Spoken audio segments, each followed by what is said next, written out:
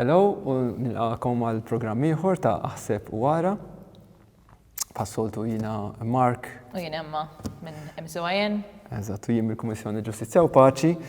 U llum hekk wara li tkellimna l-aħħar darba fuq il-kwestjoni tal-ambjent, ħan nitkellmu xi ftit mod iktar ġenerali fuq il-missjoni tal-Knisja u t-tagħlim soċjali tal-Knisja.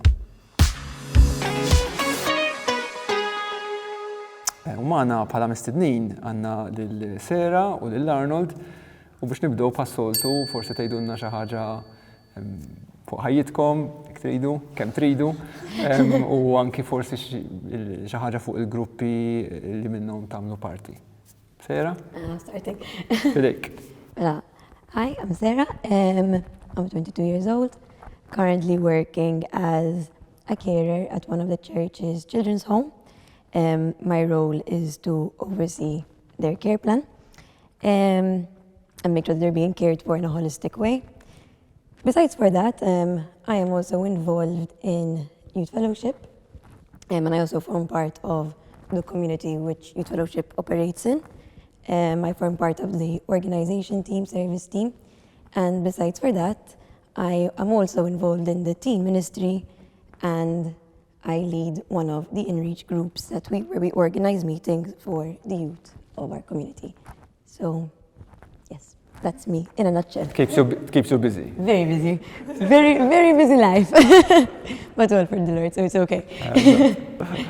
Arnold? Arnold, muljet, għandi 30 sena. Fil-ħajja ta' kuljum naħdem ġewwa Dar Osannapija li hija residential home tal-Knisja immexxija mis-Salezjani li tinsab ġewwa ta' Sliema.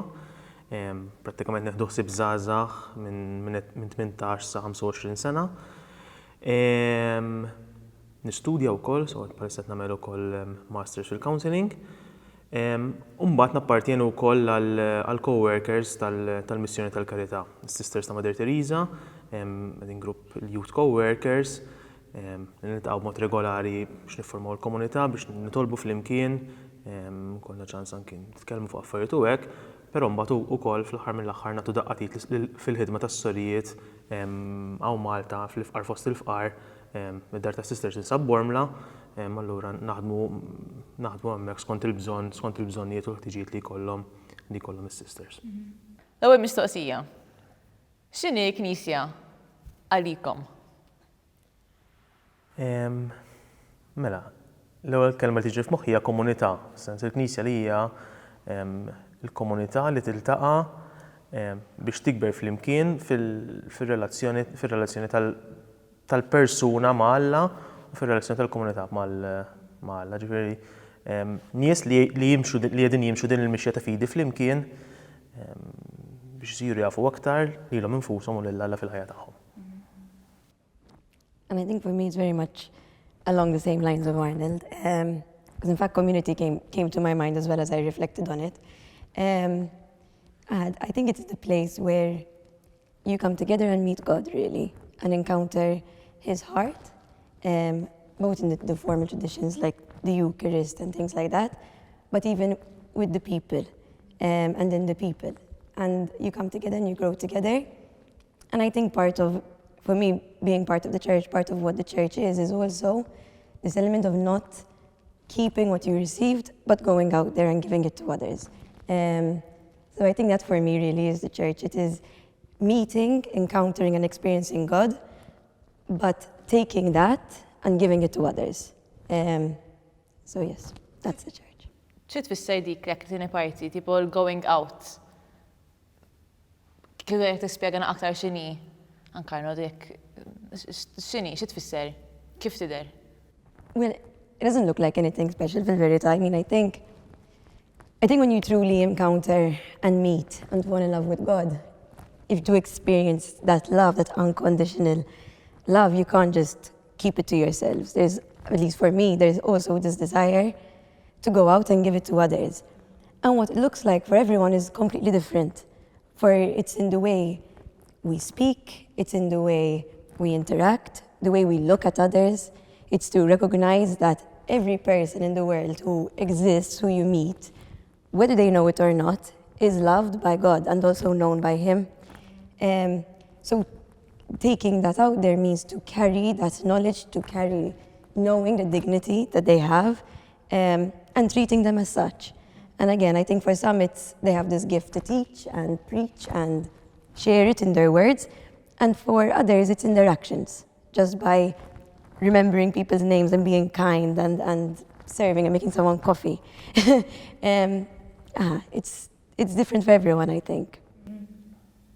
Naħseb għalija xi ħaġa simili fis-sens li mhijiex meta ngħidu knisja l-ewwel tkellimt fuq komunità, ma l-komunità ma tistax tkun komunità magħluqa ġewwa l-bini tal-Knisja, ġewwa l-bini fiżiku, l-bini materjali, ma tkun komunità li tkun miftuħa bajnejha fuq id-dinja l-ewwel ħaġa għall-bżonnijiet tan-nies, ġifieri anke għall-bżonnijiet materjali tan-nies, imma mbagħad ukoll biex tkun taxxieda għan-nies ta' madwarhom. Ġifieri jien ma nistax ngħid li nħobb lil Alla imma mbagħad ma nħobbx il-proxmu tiegħi. Għalija it's that simple. Isir għandek dik il-ħarsa lejn Alla l-fuq u ħarsa lejn il-proxmu ma' ġembek. Interessanti di jisu l-enfasi fuq il-komunità li t-nejn għamiltu taf xi tfisser knisja għalikom. U fis-sessin dak li qal Arnold li ma nistgħux nifhmu fis-sessin li l-komunità hija ħaġa magħluqa jisu xi ghetto. Fil-fatt il-Papa Franġisku qabel ma sar Papa kien stiden il-Knisja li niftħu l-bib li Kristu. Imma interessanti li aħna fl-immaġni tal-Apokalissi hemm Kristu iħabbat. Ovvjament aħna mistednin niftħulu. Imma l-Papa kien qal, forsi għandna bżonn niftħulu, ma iktar milli nħalluh jidħol, nħalluh joħroġ. Kultant inżommu wisq għalina. Imma għandna bżonn niftħu daw il-bibien u kif qalet Sera dak li aħna rċevejna nurruh fuq barra. In words and in action.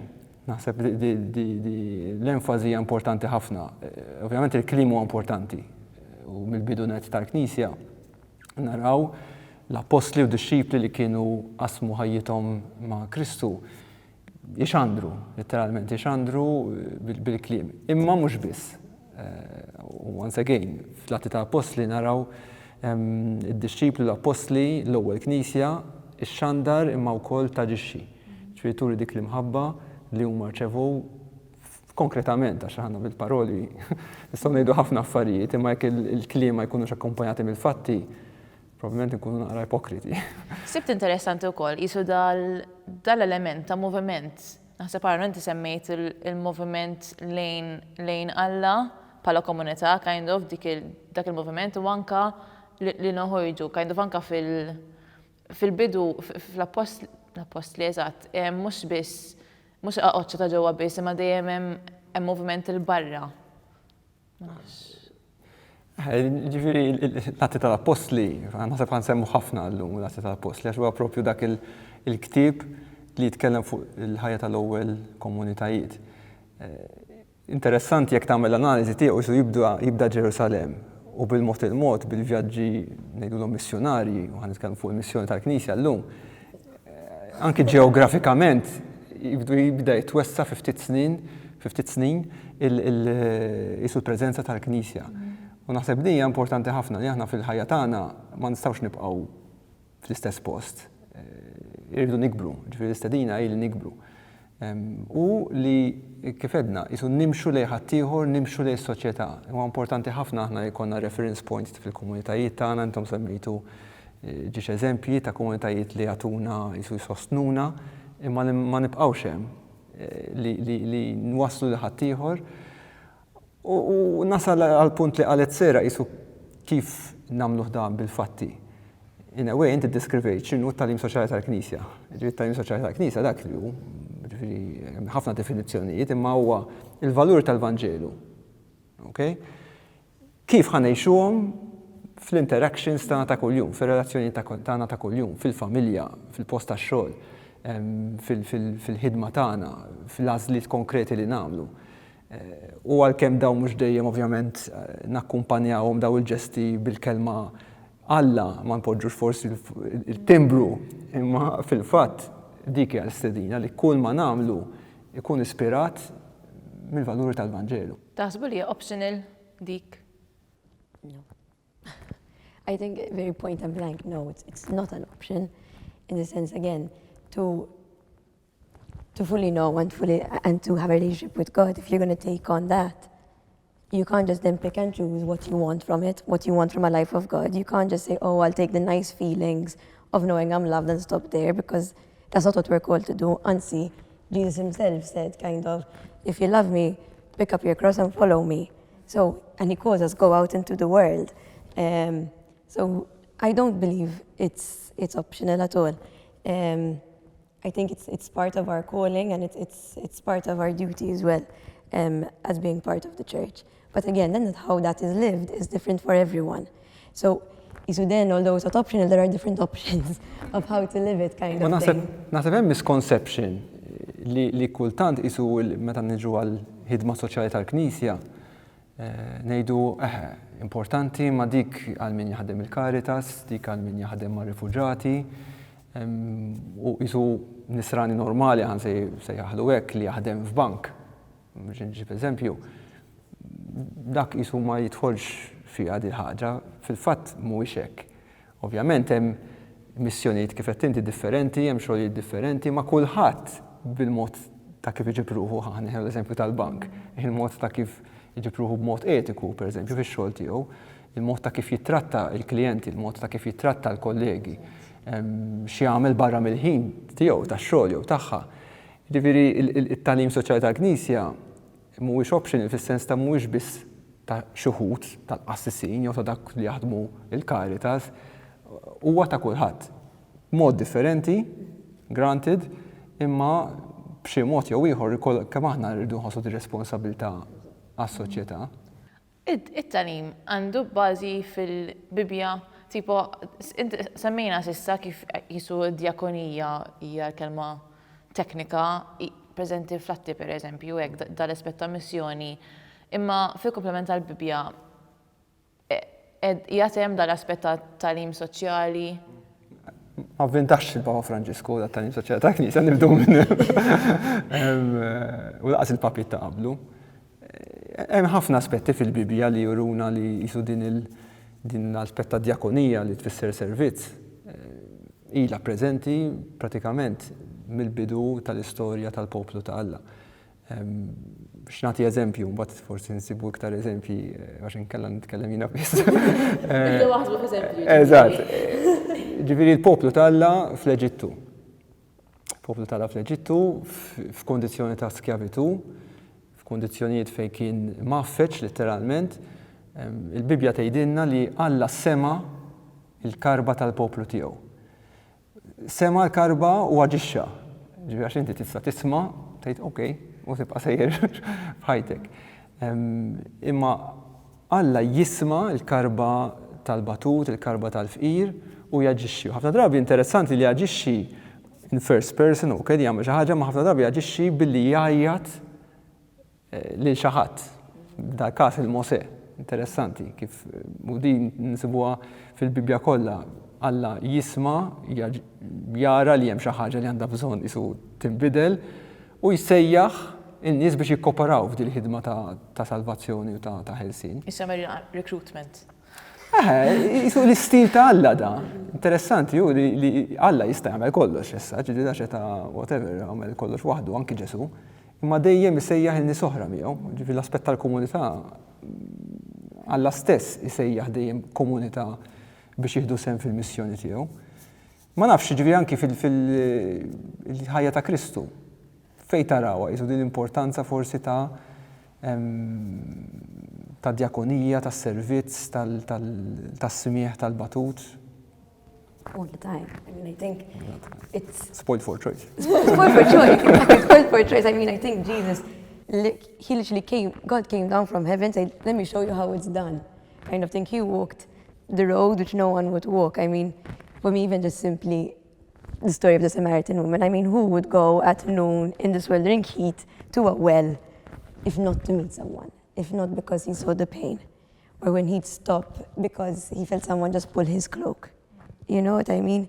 So I think there are many episodes in the New Testament where you see Jesus stop in his tracks to speak to people, to be with people, to heal people, for them just to see him, you know, and then I think as well for me, he really made it clear to to his disciples especially is in the scene of the basin and the towel. For me, it's one of my favorite scenes in all the Bible quasi, because I think it's really, what's the word? Encapsulates. I think so, that's it. Encapsule? Encapsulates, I think, whatever. The whole mission, no? The balance of community, but also going out there, of we're called to wash the stinky, dirty feet of our brothers, of not just those close to us, but then to go out and do it with others. So I think there are many episodes, when you see how it started way before and in the Old Testament, and then Jesus himself came to really show us how it's done. Jien Jisuf moħħi mill-ewwel ukoll ġie l-eżempju tal-aħħar ċena, fis-sens Ġesu li jgħid lill-apostli tiegħu għamlu hekk intom ukoll. Issa kif għamilt jien għamlu hekk intom ukoll. Jisu hekk din is-sejħa ta' biex ipoġġilhom infushom issa s-servizz ta' min għandu bżonn fuq l-eżempju ta' Ġesu. Ekku fl-aħħar mill-aħħar il-ħajja kollha ta' Ġesu kif qed tgħid Sera, Jisu jekk naraw ħafna mill-mirakli ta' Ġesu huma mirakli li l-ewwel qabel kollox qegħdin jgħinu lill-persuna anki sa ċert mod prattiku, ġifieri fl-eżempju tal-paralizzat, f'sens l-ewwel taħ is-saħħa biex iqum fuq rijlejh, u mbagħad ifejjaqlu tnubietu. U hemm ħafna eżempji oħra fit-Testament il-ġdid, ġifieri fl-aħħar mill-aħħar naħseb ukoll torbot mal-kliem li jgħid Ġesu, ġifieri f'moħħi jiġi Matteo 25, meta Ġesu jgħid dak kollu li għamiltu mal-iżgħar fossuti dan qegħdin tagħmluh miegħi. L-ewwel kont insemmi li għalija persuna ta' Mother Teresa xi ħaġa importanti ħafna. Mother Teresa kienet tħobb tgħid li l-Vanġelu kollu nistgħu niġbruh fuq 5 tiswaba. You did it to me. U naħseb dik hija xi ħaġa li verament turina li dak kollu li nagħmlu qegħdin nagħmluh għax għallimna Ġesu, imma qegħdin nagħmluh ukoll għax verament nemmnu li f'kull persuna li qegħdin ngħinu qegħdin naraw ukoll il-Ġesu fiha. Di tema isa li it's bouncing from one episode to another. Lek l-importanza tal-persuna fis-sens li anke inti fil-bidu Sera semmejta li mhux biss kind of isu l-missjoni going out hija li tħares il-persuna u tara l-persuna. U kif għamel Ġesu, u waqaf mal-persuna u mar għal-persuna, mux biex jagħmel ma marx biex ifejja, mux biex jagħmel xi ħaġa ma waqaf biex iħares fajnejn il-persuna u japprezza l-persuna. Waħda minn naħseb l-iktar forum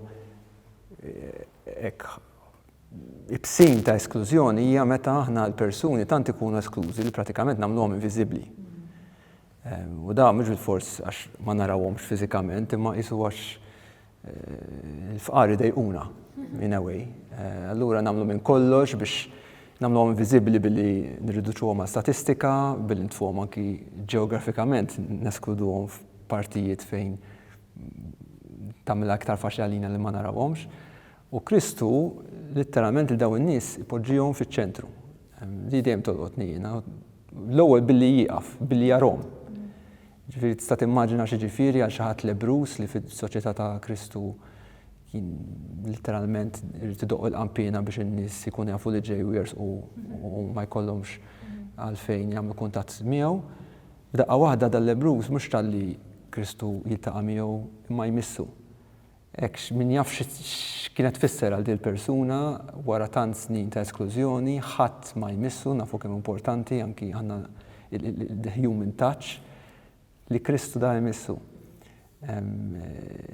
Ħankun antipatika ma f'hekk, għax inti qed. Irranġa. Sorry. Xorta waqaftek imma. Għax il-fqar idejquna, fis-sens okay, x'ġifieri? Jina nemmen ħafna. Għax tibni fuq dal-punt, kind of, kif. Idejquna fis-sens li they make us uncomfortable. They make us uncomfortable because jistgħu ovvjament min għandu ftit tal-kuxjenza jħossu forsi guilty jgħid x'nista' nagħmel x'ma nagħmilx eċċetera. Naħseb they place us face to face with our vulnerability. And we don't like being face with our vulnerability. Bħala individwi u bħala soċjetà. Dak is-sens, they make us uncomfortable, forsi that's the correct word. tossuha, taħsbu li hija vera, tgħid ereżija. Le, jiena naqbel kompletament ma dak li qed jgħid Mark, ġifieri anke mill-esperjenza tiegħi personali, jiena fl-ħajja kelli l-opportunità li nagħmel diversi esperjenzi ta' volontarjat mas-Sisters ta' Mother Teresa, kemm Napli, kemm Firenze, anki hawn Malta. U naħseb l-esperjenza tiegħi li taħdem mal-fqar hija l-ewwel qabel kollox li taħdem mal-fqar hija wkoll li tiltaqa' kif qed jgħid Mark mal-vulnerabilità tiegħi, meeting my own brokenness, fis-sens meta inti qed tmiss il-feriti miftuħa ta' xi ħadd ieħor u qed tmisshom letteralment bidejk. Trid jew ma tridx ilaqqgħuk mal-feriti tiegħek. U dik hija l-esperjenza tiegħi, ġifieri naħseb kull darba li kelli l-okkażjoni, l-opportunità, inkluż fix-xogħol tiegħi llum il-ġurnata, li niltaqgħu immiss daw il-feriti, qiegħed ukoll niltaqa' mal-feriti tiegħi. And it is uncomfortable, imma mbagħad x'wieħed jagħmel b'dik l-iskumdità, wieħed jista' jgħid okej, ħanwarrabha, jew wieħed jista' juża dik l-iskumdità biex jikber bħala persuna u fir-relazzjoni tiegħu wkoll malla. X'taħseb Zehra?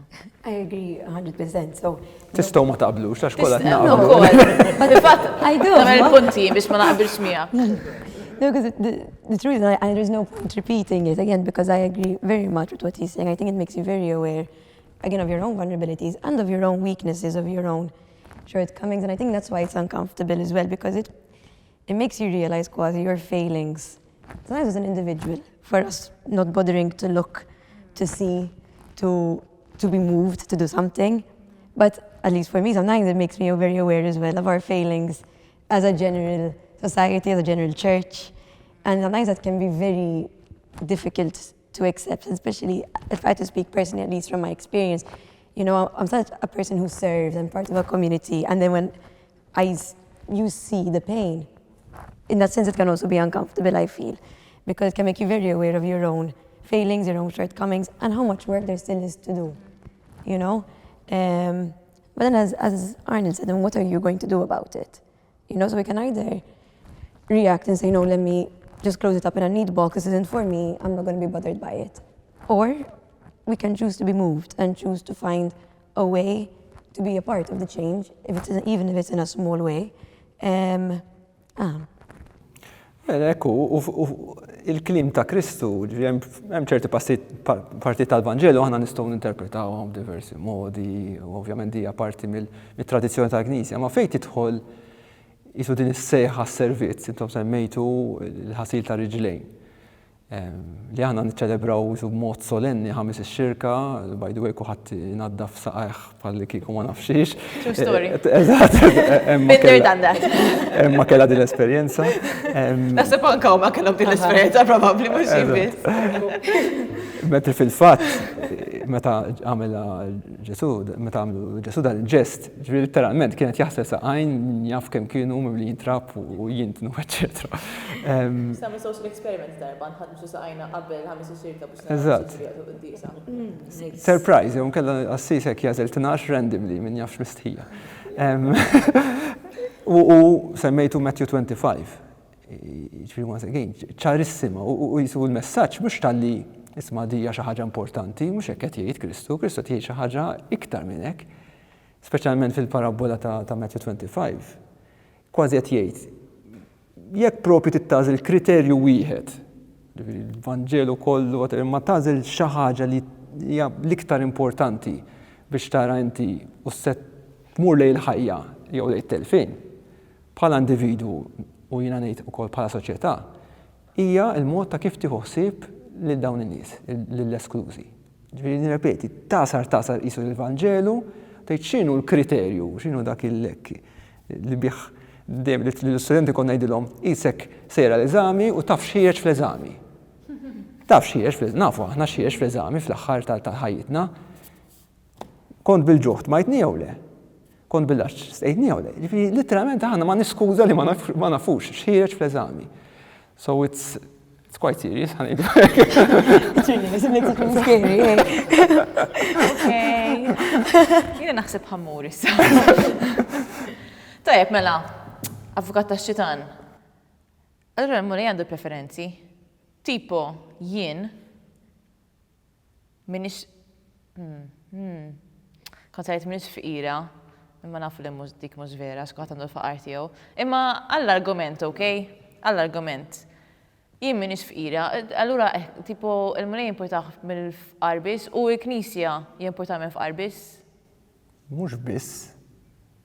Imma Sejra taras li għadi le.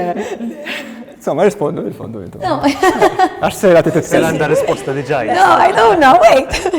It's just like one of those things where you know you're going to realize what you think while you speak. It's going to be that a bit. No, I don't think there's any preferences. I don't think, there's different kinds of poverty. And I think what we're called to do is recognize the different kinds of poverty that there are, and we're called to care for all of it.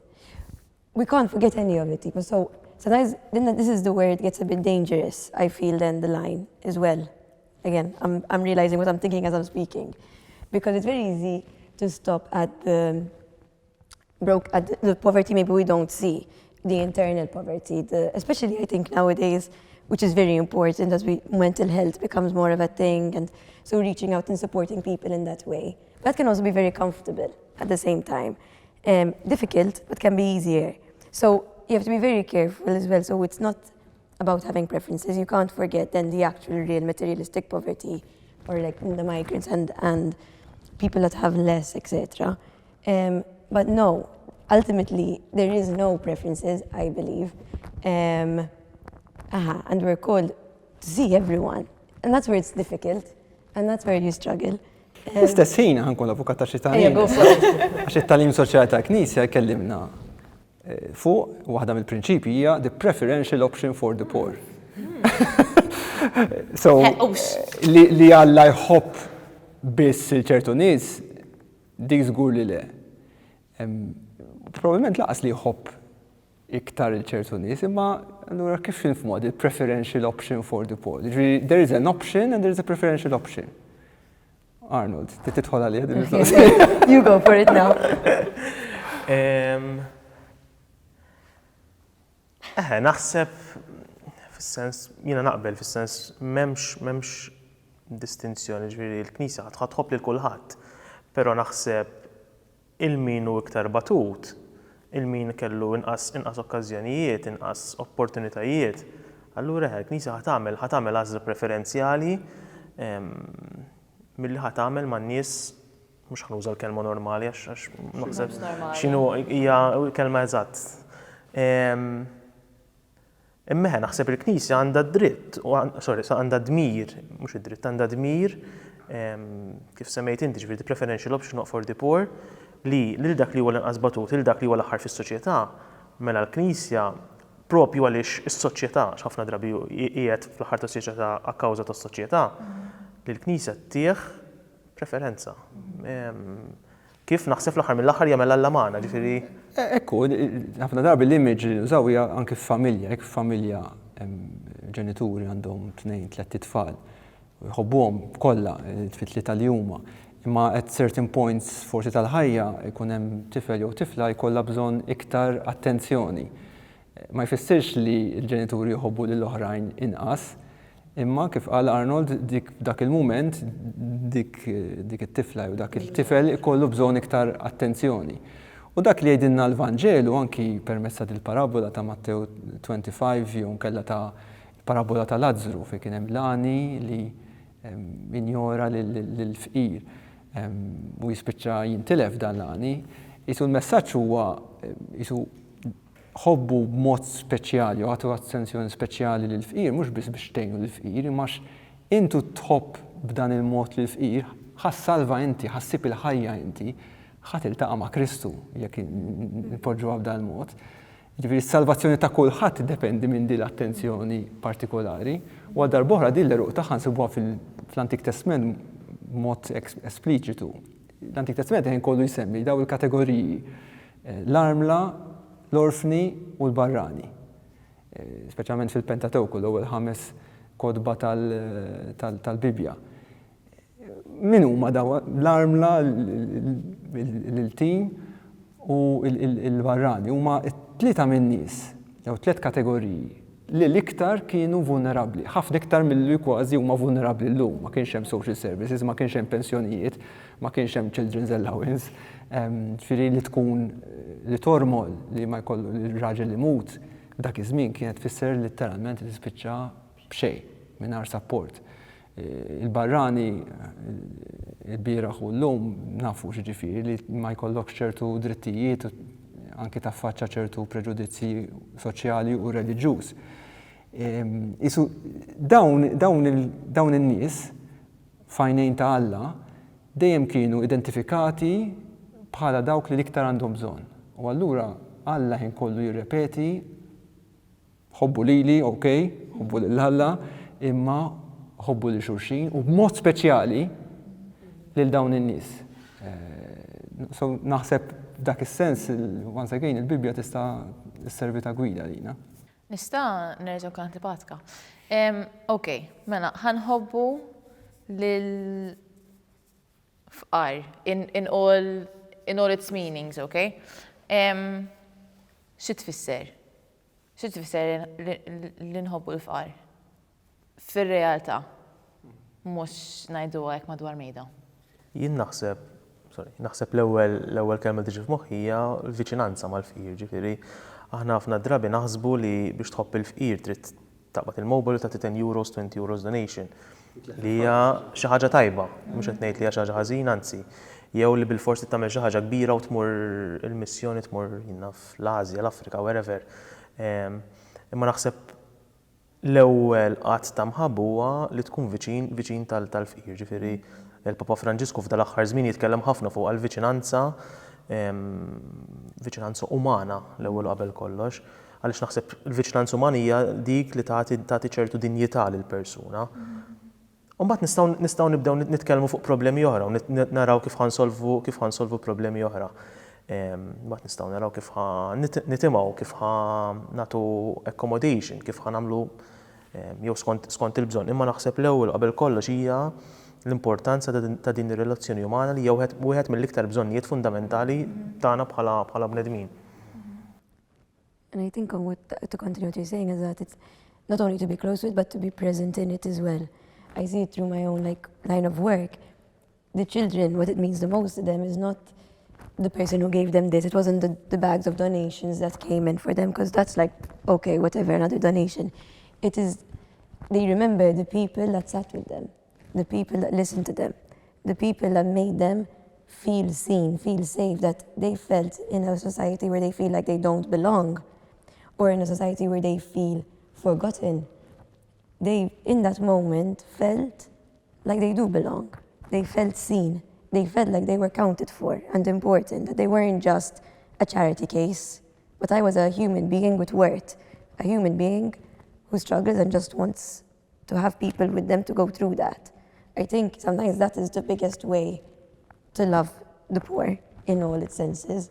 As I said, then the practical will come in if it needs to come in, but first, be there. First and foremost. Li tirrikonoxxi dik id-dinjità fil-programmi ta' qabel semmejna ħafna id-dinjità tal-persuna umana, ġifieri li it-tagħlim soċjali tal-Knisja għandu ħafna prinċipji, ma fl-aħħar mill-aħħar iċ-ċentru taċ-ċentru hija d-dinjità tal-persuna li ma tiddependix minn kemm għandek flus, ma tiddependix mill-passaport li għandek u li kif qed tgħid inti li tpoġġi bil-qiegħda jew li tagħmel kuntatt ma' xi ħadd and that person feels seen and respected is recognizing this dignity. Li repeti, ovvjament mbagħad tkun akkumpanjata minn affarijiet oħra, imma jekk m'hemmx dik hemm ir-riskju li numiljaw mill-persuni wkoll ta' jekk biss niddependu fuq handouts u ġifieri jista' jkun bl-intenzjonijiet kollha tad-dinja, imma jista' jkun il-persuna fil-fatt ma nkunux qed nirrispettawha fid-dinjità kollha tagħha. Jistgħu għamiltu, sorry. Miljona żardanijiet nużaw ukoll għax nużawha because it makes us feel good, ġifieri. It has a good feeling il-fatt li jiena naħdem man-nies fqar u nista' ngħid dan xi ħaġa di nagħmel. Imma naħseb inkunu din nirriskjaw li nużawhom jekk nifqu biss hemmhekk. And I think this is the line as well, which comes back to the question of how can we love it and are you really loving the poor? It has to be the dying to self. It has to be the forgetting of self. Because if there isn't that, it becomes self-centered. So is it really love? Are you really loving in the true sense? If it is self-centered, there has to be the dying of self and the giving of yourself for others, to others. U l-umiltà, ma din orbot Exactly. ma' quote li sibt fil-fatt jina nipprepara dal-programm. Minn dal-profeta Mikea li ma tantx naqraw. Tantx nisimgħu qabel Christmas hemm xi passaġġ minn Mikea. U Mikea jgħid daw is-sentenzi hekk, x'jistenna minnek il-mulej. Il-kol kemm aħna għamlu ħafna minna li ovvjament nieħdu bis-seret tal-fidi tagħna nistriequ aħna nkunu nafu x'jistenna minna l-mulej. U Mikea jpoġġiha b'dan mod li tagħmel dak li hu ġust, li tħobb, tkun ħanin u li tkun umli fl-imġiba tiegħek ma' Alla tiegħek. Ġifieri hemm il-kwistjoni tal-ġustizzja, il-kwistjoni tal-imħabba, il-kwistjoni tal-ħniena u fl-istess ħin b'umiltà. U di naħseb importanti daqs l-oħrajn fis-sens li jekk ninsew l-umiltà kif qed ngħidu r-riskju li naħsbu li aħna nistgħu nsalvaw id-dinja, savior complex, u li tista' tiġri ħafna f'dal-qasam tad-djakonija, dal-qasam tal-ġustizzja soċjali, imma li nagħmlu dak li nagħmlu dejjem b'umiltà. Ġifieri li narfu li aħna maħniex is-salvaturi ta' ħadd fl-aħħar mill-aħħar, li kulħadd għandu d-dinjità, li jien forsi f'dan il-qasam jew f'dawk ċirkostanzi forsi nista' nagħti xi ħaġa iktar fuq livell spiritwali, ma min verament għandu kuntatt mal-fqar nsejħulhom hekk materjali jinduna kemm imbagħad jirċievi, jiġifieri da qatt kompletament lopsided ir-relazzjoni, jiġifieri dik hija ovvjament waħda mit-tentazzjoni li naħsbu li aħna dejjem qed nagħtu, mhux vera. Mhux vera, ħafna drabi mhux biss klixxe li meta ngħidu li spiċċa tirċieva iktar, tirċievi iktar. Tisma' ħafna. Tisma' ħafna tipo tajt aktar, ekk tisma' nies jitkellmu fuq emissjoni, għana ħabta nisimgħu tipo li irċivejt aktar mill-li tajtu. Sometimes it's hard to wrap our head around what that means, and it easily makes it fall into a self-centered rhythm as well, no? Naħseb xaġa interessanti li jiskom ħriġtu minn punt li għamiltu hija differenza bejn il-karità kif nifhmu aħna u inkunu ġusti, l-imħabba, ma nafx eżattament x'terminu għandinati in-naħa l-oħra, imma li mhix il-karità qisha għalina kif nifhmuha hekk raġuni jekk ħanajt ħaġa ħażina, imma jew li ma tagħmel sens, imma jisu karità kif nifhmuha aħna ħafna drabi tkun xi ħaġa li ħanamilha għall-istrina, ħanamilha għall-miliet, ħanamilha on random days throughout my year, but that's where it starts and that's where it ends.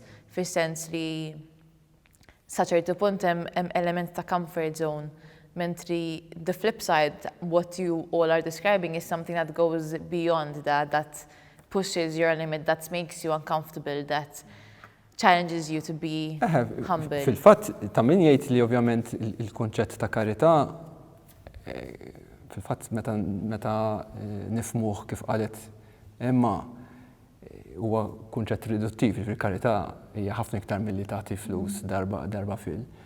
Imma vera wkoll qisu l-Knisja titkellem fuq ġustizzja u dejjem iżjed qisu forsi fl-aħħar snin nenfasizzaw il-konċett ta' ġustizzja, ġifieri li inti kif qedna qabel tirrispetta d-dinjità tal-persuna, il-mod ta' kif tidħol f'relazzjoni magħha. U li staqsi mistoqsijiet fuq għalfejn ċertu nies jispiċċaw kif jispiċċaw. Ġifieri li mhux biss qisu tagħmel naqala stoplast fuq il-ferita, imma tgħid ma għaliex dik il-persuna spiċċat fejn spiċċat, għaliex hawn daqshekk każijiet ħafna violenza domestika, għaliex hawn barranin li ma jsibux fejn joqogħdu, għaliex il-mistoqsijiet. Ġifieri naħseb il-ġustizzja tibda meta aħna nibdew nistaqsu mistoqsijiet għal darb'oħra mistoqsijiet skomdi. U fil-fatt il-Knisja forsi biex qabel ma nkomplu diskussjoni, il-Knisja xi ftit f'Malta sax nkella nfixklu jekk sejrin naraw id-dinja globali, tagħmel it-tnejn, ġifieri ovvjament jekk hemm xi ħadd bil-ġuħ inti mhux toqgħod tistaqsi mistoqsijiet, għandi bżonn li dik il-persuna tikol. Imma wkoll għandha strutturi l-Knisja li tgħin biex nifhmu għaliex għaw daw l-inġustizzja għaliex ċertu persuni spiċċaw marginalizzati. Ma nafx hemm tista' semmi ftit eżempji. Jiena nista' nagħti qisu fil-konkret, għasumena naqa research qabel sewwa. U dawn huma, ovvjament, dawn huma organizzazzjonijiet, dan huma sections li knisja qiegħda tagħti servizz fihom. Ġifieri ħafna drabi hemm aktar minn organizzazzjoni waħda, però hawn lista sorta u ħanaddija kollha. Vizzi, tfal u żgħażagħ, diżabilità, violenza domestika, anzjani, servizzi għall-familja, homeless, saħħa inkluż saħħa mentali, litterizmu, immigranti, ħabsin u ħidma prostituti. Dawk huma 12 naħseb u dejt. Imma dawk huma l-areas fejn il-Knisja f'Malta diġà qed tagħmel xi ħaġa. Bażikament hija translation ta' dak li l-Bibja li qed qabel. Issejjaħ il-Romol, il-Tim u l-Barrani. Apparti dawk it-tlieta fil-fatt li qegħdin hemm, in-nisa, it-tfal u l-barranin.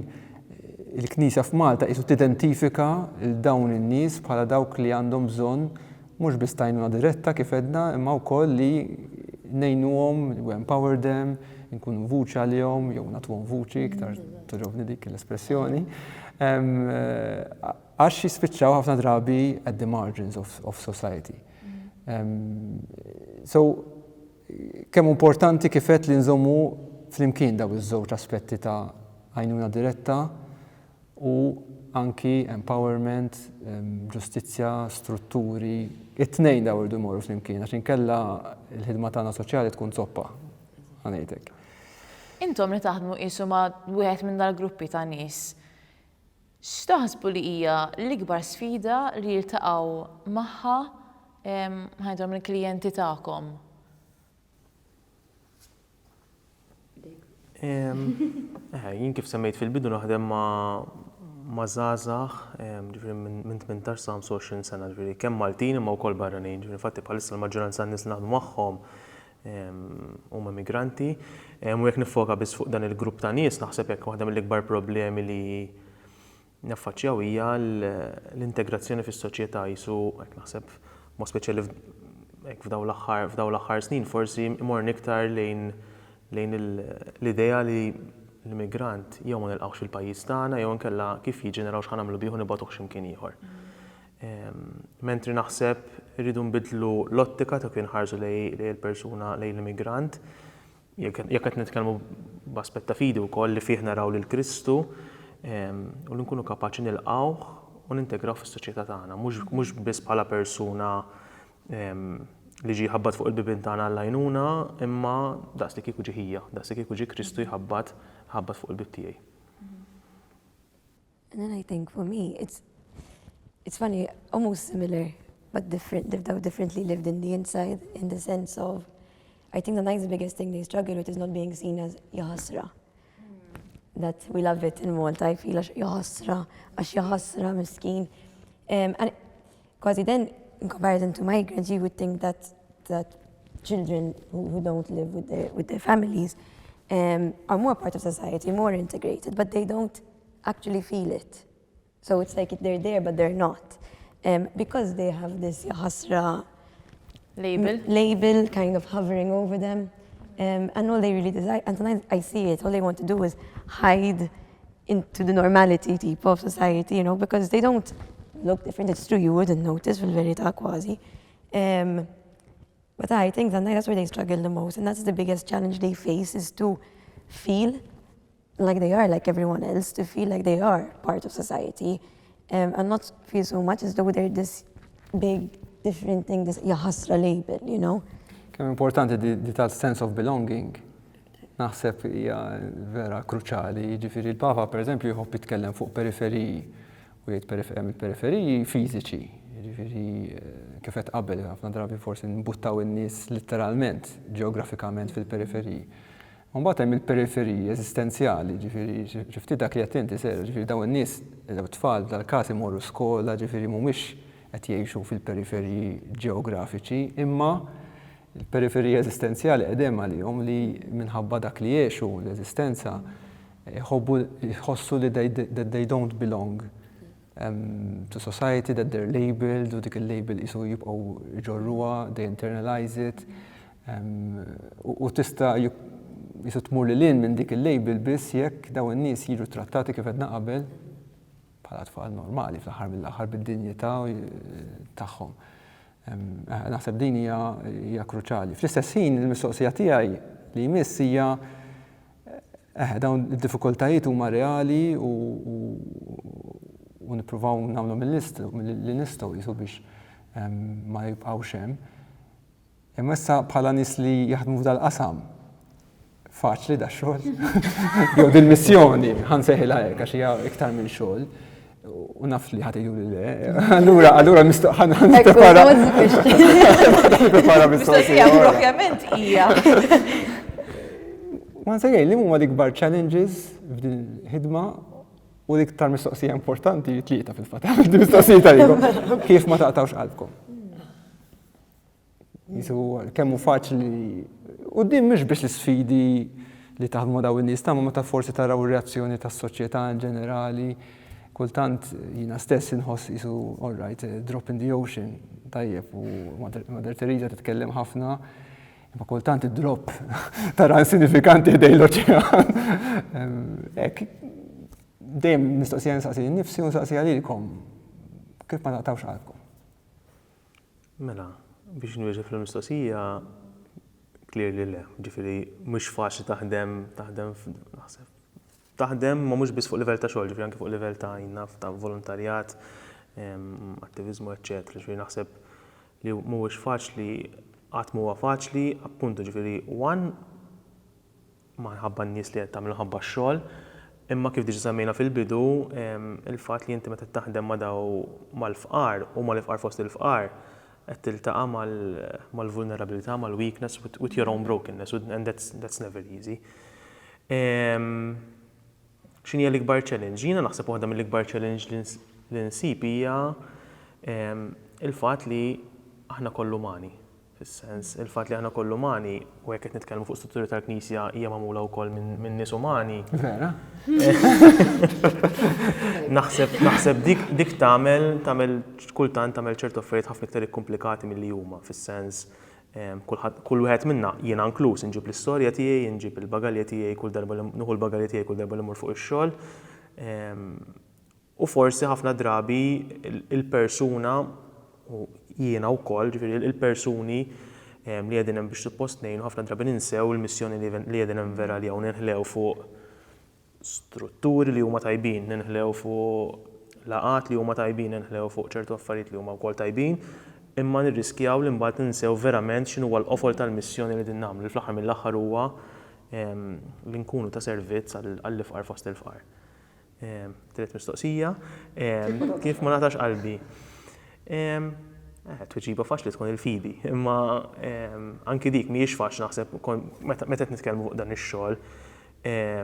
Però norbota wkoll mal-ewwel punt li semmejt minn dawn tliet mistoqsijiet jisu sa ċertu punt il-fatt li jiena niltaqa' mal-feriti tiegħi li jiena nista' mmissi l-feriti tiegħi grazzi għal-nies li naħdem magħhom, jiena nħoss li dik li tgħinha ħafna fl-aspett spiritwali tiegħi fir-relazzjoni tiegħi mal-Alla.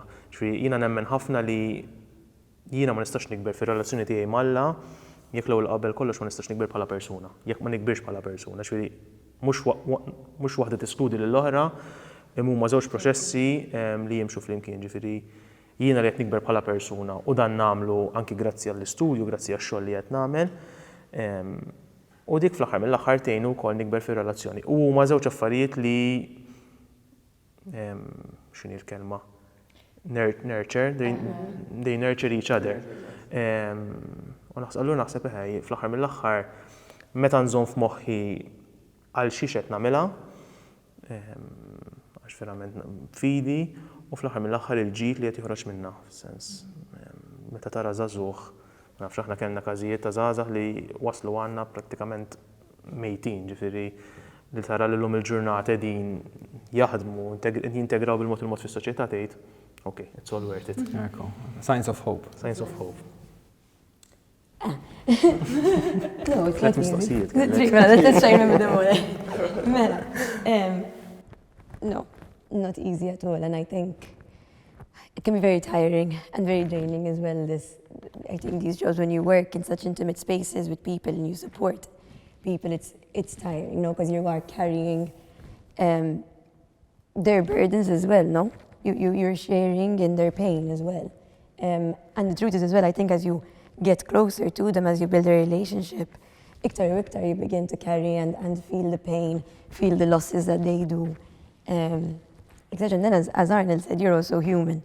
You have your limits. And I think sometimes those are the most, where it gets hardest, when you remember your own limits and you have your own baggage as well that you are carrying. And for me, I would say as well, though, what is also a real struggle is to not get disheartened of the system you're working in. Does that make sense? Because ultimately, you are working within a system, so whether you're doing it voluntarily with the Nazm Voluntaries or any other group, or whether you're working within a larger system or whatever, you are working within structures that are already existing. And sometimes you may not always agree with them, or there can be things that you're seeing that you feel they're not seeing. And it can be very frustrating, very disheartening. That element, no, that you make, sometimes makes you like, I just do nothing. It makes you want to throw in the towel sometimes and say, that's it, I'm done. So then I guess this is where, what makes me not give up, not lose heart. It's, like Arnold said as well, it's remembering why you're doing it. And for me, faith is a very big part of that, because if I had to do it just for myself, I wouldn't do it. Because it is difficult to meet the vulnerability of others, and also expose yourself and leave yourself kind of bare for them to throw them all on you, all their baggage. It's, in my experience, in my work, it's not always easy, especially when you deal with children who don't know how to sometimes regulate their emotions, process their emotions, And sometimes you just have to sit there in a tantrum for hours and become a punchman and just sit there and say, all right, take it all out. So remembering why am I doing this?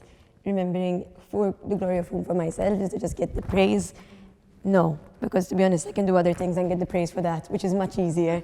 The better pay, probably. The better pay. But it's not about the pay, you see? Yeah, but exactly. Exactly, it's way bigger than that. So my faith in remembering it, why I'm doing it, and I think, again, and looking at the people.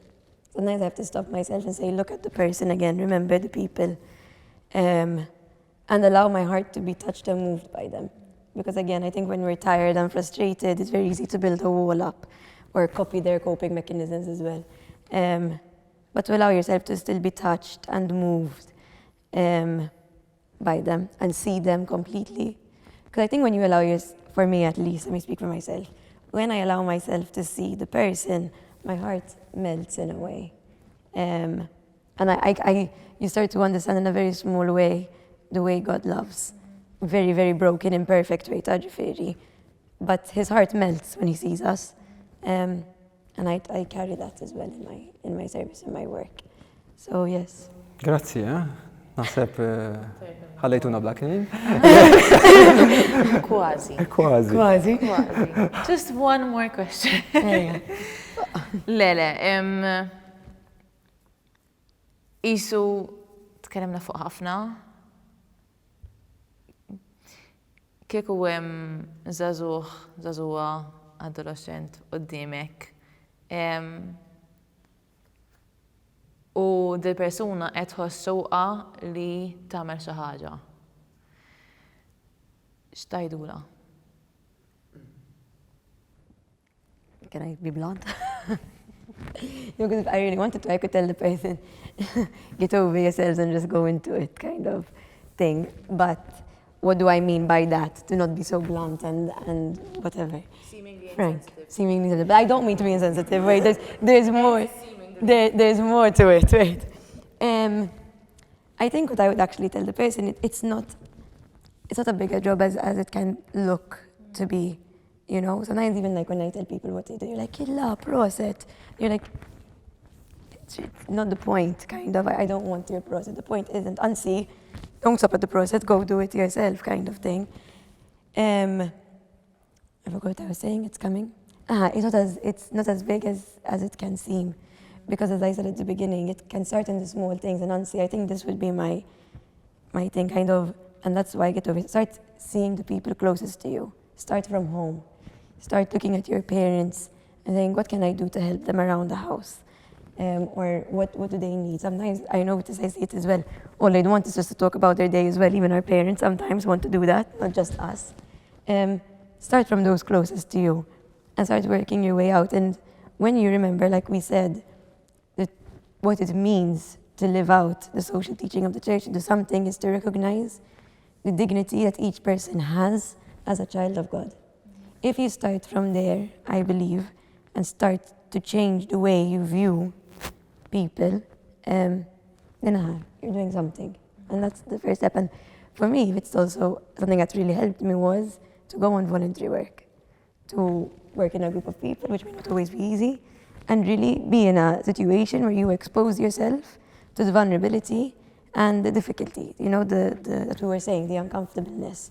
I think that would be my advice. It's not as big as you think it is, kind of thing. It's not about being the superhero. It's about making yourself available and being present, like we said, kind of thing. So, see, it's not that insensitive. It means be sensitive. Lejna, naqbel ħafna ma dak li qalet Sera, u l-istess affarijiet ġew f'moħħi fis-sens l-ewwel ħaġa wkoll, ġifieri ibda minn fejn inti. Faċli, diġà semmejta qabel noħolmu bil-missjonijiet u bdaw ħafna affarijiet kbar li huma tajbin, però forsi l-ewwel ħerridu nibdew u mhux kulħadd għandu l-possibilità, ġifieri forsi xi ħadd jista' biss jgħin fil-familja u fuq il-post tax-xogħol jew l-iskola. U naħseb wieħed irid jibda minn hemmhekk. U mbagħad minn hemmhekk jista' jibda jiftaħ bil-mod. Allura forsi wieħed jista' jħares fil-kuntest lokali x'wieħed jista' jagħmel. Għaw ħafna opportunitajiet, ġifieri semmejt is-Sisters ta' Mother Teresa, ma' ħafna nies u ħafna organizzazzjonijiet li joffru anki esperjenza ta' volontarjat fis-soċjetà lokali u ma' nies, ġifieri semmejna dawk li qegħdin fil-periferiji, jekk hux l-immigranti, jekk hux tfal, jekk hux foqra, jekk hux homeless, jekk hux nies li m'għandhomx jiklu ta' kuljum. Ġifieri hawn ħafna opportunitajiet hawn Malta stess, però jekk xi ħadd imbagħad irid kif semmet Sera, ġifieri anke esperjenza ta' volontarjat barra minn Malta, ġifieri again hawn ħafna gruppi hawn Malta li joffru opportunitajiet mod speċjali matul is-sajf, allura li wieħed jista' jfittex u jesplora x'inhuma dawn il-possibilitajiet. U jisu fl-aħħar mill-aħħar jiena semmejt inti hemm l-ewwel jisu il-klixé li iktar ma tagħti iktar tirċievi. Jiena smajta ħafna drabi, m-esperjenzajta ħafna drabi wkoll. Ġifieri naħseb it's worth getting out of the comfort zone and doing it. Fis-sens u mhux biss għax ħadd tirċievi, imma għax fl-aħħar mill-aħħar qedtejn u jekk qed tħares li b'aspett ta' fidi qiegħed kabbar il-fidi tiegħek u r-relazzjoni tiegħek mal-Alla. Take the plunge l-aħwa. Take the plunge. Jekk tixtiequ u ma tafux ma fejn tibdew, first step would be if you'd want to kontattjaw Caritas Diakonija. So if there's someone who would like to do something and doesn't know where or what, naħseb titlu fuq il-website tal-Caritas jew email diakonija@caritasmalta.org and they'll be able to guide you. Naħseb nistgħu nifqu għaw. Nifqu ħafna food for thought. Ħafna. Sera, Arnold, thank you ħafna tal-ħin tagħkom, tal-fidi tagħkom, tax-xogħol tagħkom. Mark, thank you wkoll.